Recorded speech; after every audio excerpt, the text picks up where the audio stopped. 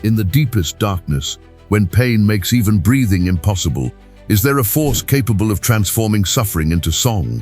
Imagine being chained in a Roman dungeon, with open wounds burning with every movement, your feet locked in rusty metal shackles that cut into your skin. Blood slowly trickles down your body while the fetid prison air fills your lungs. In this moment of absolute despair, who could find reason to sing? This is the extraordinary story of Silas, a man whose name rarely appears in the headlines of biblical narratives, but whose experience reveals one of the most profound demonstrations of faith ever recorded. What happens in the heart of someone who, even covered in open wounds and not knowing if they'll live until dawn, raises their voice in praise instead of lament? Roman prisons in the 1st century weren't simply detention centers. They were torture chambers designed to break the spirit even before the body succumbed. How did Silas find the strength to sing instead of scream? What was happening in his heart while blood still flowed from his lacerated back? This story brings a perspective on spiritual resilience that few know. In the shadows of an underground cell, Silas revealed a secret that transcends common understanding of faith, a secret that can transform even the darkest moments of our existence. The setting where this story unfolds could easily be mistaken for the worst nightmare imaginable. Philippi, a prosperous Roman colony in the region of Macedonia, prided itself on its loyalty to the empire. The streets were adorned with statues of pagan gods, imposing temples, and symbols of Roman power. Imagine a city where emperor worship wasn't just common but expected, and any deviation from established religious practices was viewed with extreme suspicion. This city wasn't like modern metropolises, illuminated and monitored. At nightfall, the narrow streets of Philippi became dark labyrinths, where danger lurked around every corner. The aroma of spices mingled with the smell of open sewage, while the noise of merchants, soldiers, and slaves created a chaotic symphony during the day. Silas wasn't an ordinary man, Jewish by birth but a Roman citizen by right. He occupied a unique position in society.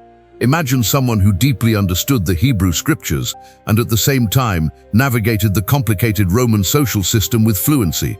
An educated man, respected in the Jerusalem community, who had decided to follow the teachings of a crucified preacher just a few years earlier. Life, for the early followers of the Way, as Christians were called, was fraught with danger. Imagine living knowing that your beliefs could lead to imprisonment or death at any moment. Each sunrise brought the uncertainty of whether you would see sunset again. Every word needed to be measured, every action calculated. Silas's world was dominated by the Roman Empire, a relentless machine of war and administration that controlled everything from taxes to religious practices. Local governors constantly sought to please their superiors in Rome, and this meant maintaining order at any cost. Religious dissidents, especially those who questioned the emperor's divinity, were treated with exemplary severity. Roman prisons weren't rehabilitation institutions. They were dark holes in the ground, often without adequate ventilation, where prisoners were crowded together with no consideration for hygiene or food. Diseases spread rapidly, and many didn't survive confinement. Jailers were chosen for their cruelty, not their compassion. Their job was to ensure that prisoners felt the full weight of Roman law. It was in this context that Silas found himself at one of the most challenging crossroads of his life. Traveling with Paul, another respected leader among Jesus' followers, he had arrived in Philippi with the mission of sharing a message that fundamentally challenged the status quo. Imagine the courage necessary to enter hostile territory, knowing your words could be interpreted as sedition. The conflict that would unfold wasn't just about different religious beliefs. It was a collision between empires, the visible power of Rome against the invisible kingdom that Silas and Paul proclaimed. A confrontation that would test not only their convictions but their ability to endure extreme physical suffering without abandoning hope. Paul and Silas's arrival in Philippi began promisingly. On the banks of the river that wound outside the city walls, they found a group of women gathered for prayer. Among them was Lydia, a prosperous dealer in purple cloth, a fabric reserved for the wealthiest. Her heart opened to the message brought by the travelers, and soon her home became a center for new believers. Day after day, Paul and Silas walked the streets of Philippi, sharing their message with anyone willing to listen. The routine seemed peaceful until a young slave girl crossed their path.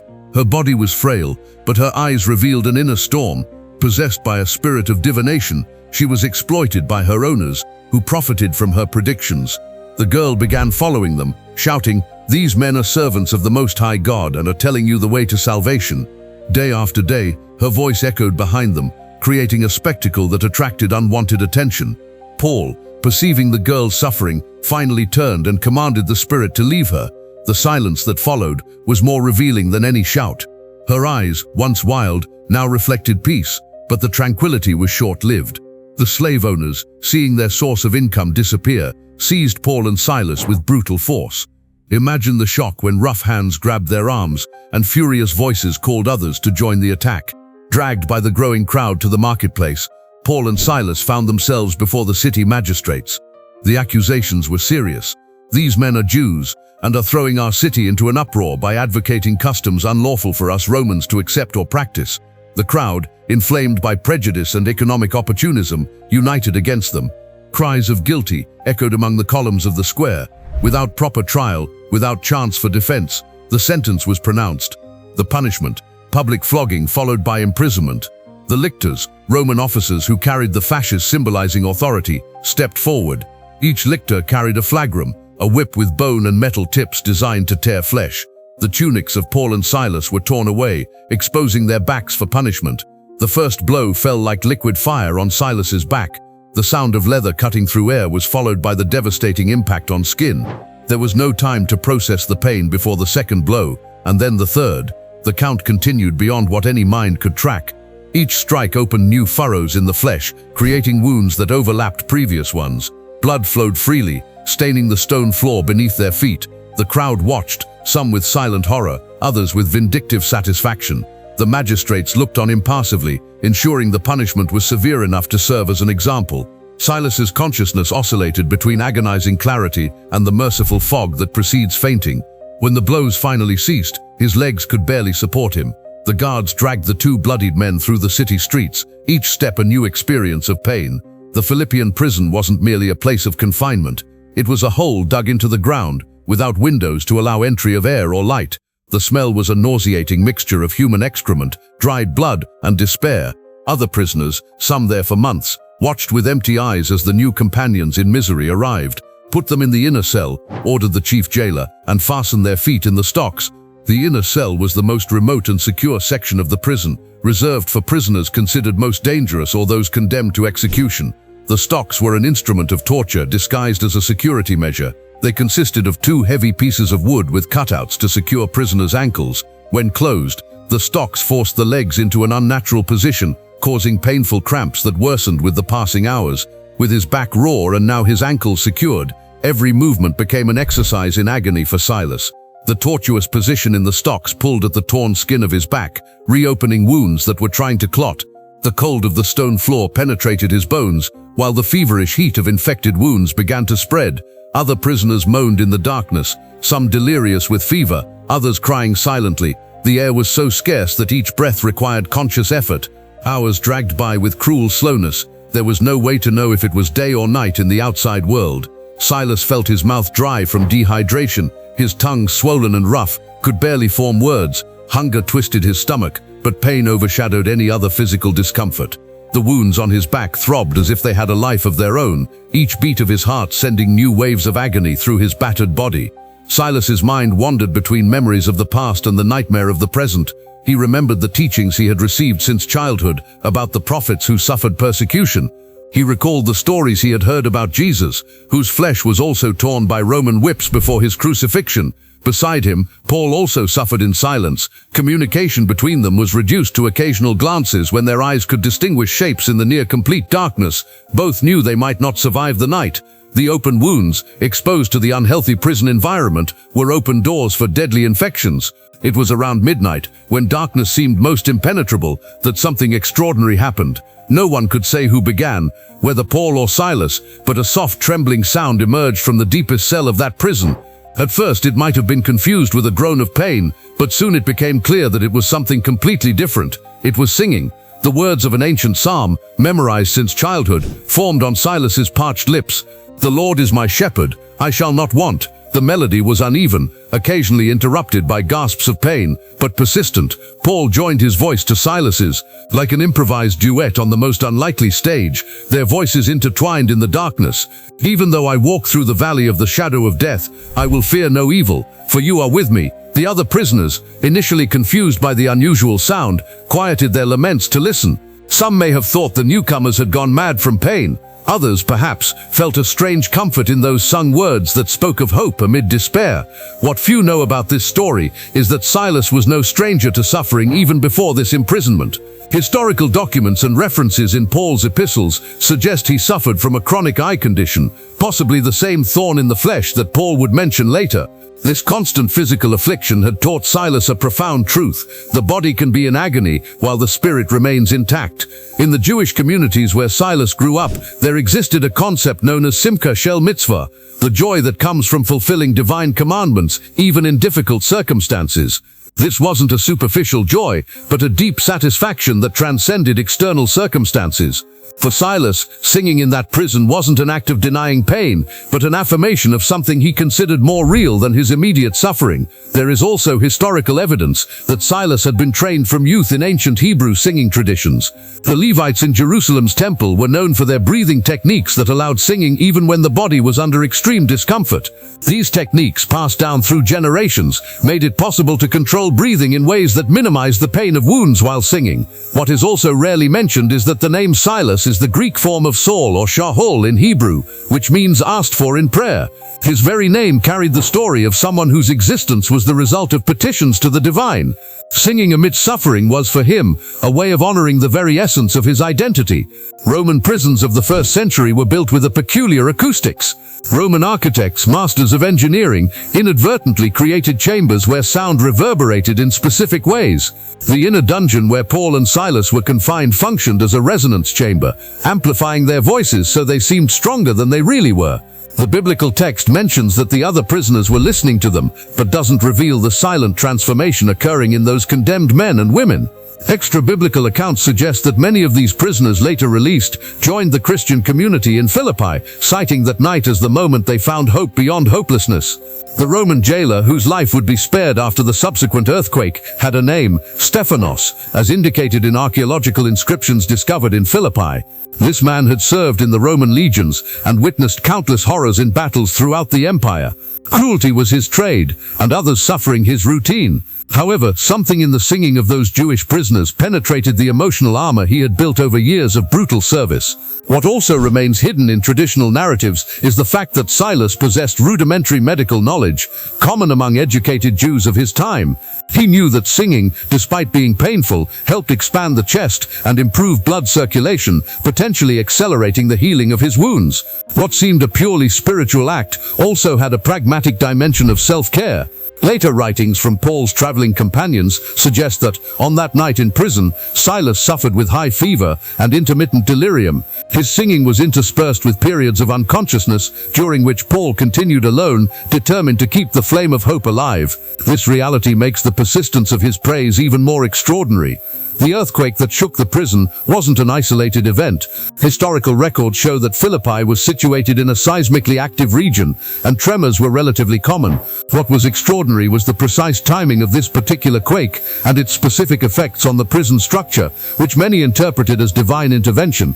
The chains that bound the prisoners were made of low-quality forged iron, typically produced by slaves in precarious conditions. Archaeological studies reveal that these chains contained impurities that made them particularly susceptible to breaking under sudden stress, like that caused by an earthquake. What is rarely discussed is the lasting psychological trauma this experience caused Silas. In his later travels, he showed signs of what we would now call post-traumatic stress disorder.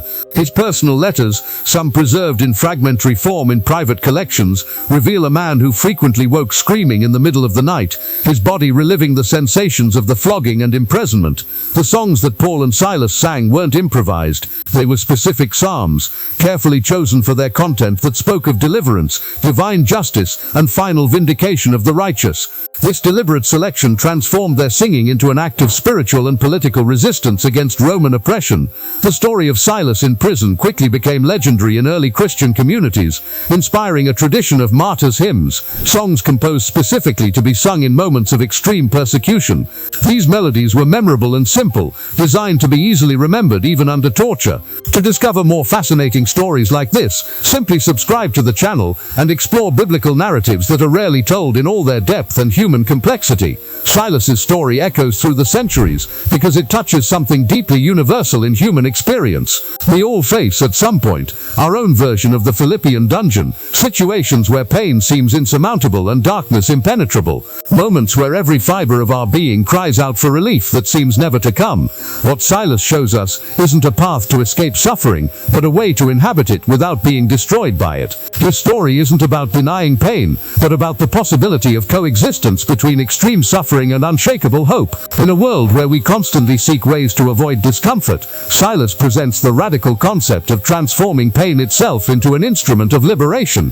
The wounds on his back didn't magically disappear when he began to sing. Blood continued to flow. Exposed nerves still sent signals of agony to the brain. What changed was his relationship with that pain. Where there was only torture, now there was also meaning. When we examine the darkest moments in human history, concentration camps, political prisons, war hospitals, we repeatedly find this same phenomenon. People who, like Silas, discovered the capacity to sing even with open wounds. Viktor Frankl, Holocaust survivor, called this the last of human freedoms, the freedom to choose one's attitude in any given set of circumstances. Modern prisons differ from Roman cells in their architecture, but are similar in their capacity to crush the human spirit. And yet, even in these contemporary institutions, we find echoes of Silas's midnight song, prisoners who find ways to create beauty in the environment most hostile to creativity.